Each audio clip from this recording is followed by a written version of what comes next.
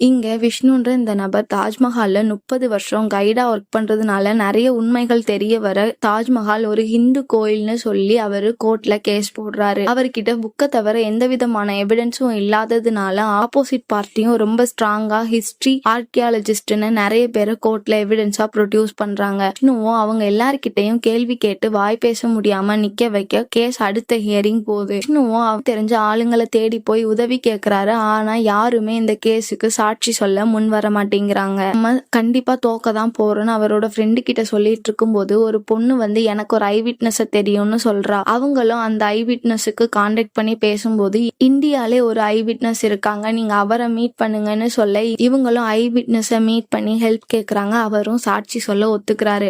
அடுத்த நாள் ஹியரிங்ல விஷ்ணு அந்த ஐ விட்னஸை கோர்ட்ல சப்மிட் பண்றாரு. அவரும் எல்லா விஷயத்தையுமே சொல்ல கோர்ட் அடுத்த ஹியரிங்க்கு டைம் கொடுக்கறாங்க. அடுத்த நாள் ஹியரிங் ஸ்டார்ட் ஆக ரெண்டு தரப்புமே அவங்களோட வாதத்தை முன்வைக்கிறாங்க. இது ரெண்டையுமே கேட்ட ஜட்ஜ் பாதுகாப்பாக இருக்கட்டும்னு சொல்லி கேஸோட முடிவை சொல்லாமலே விட்டுறாங்க.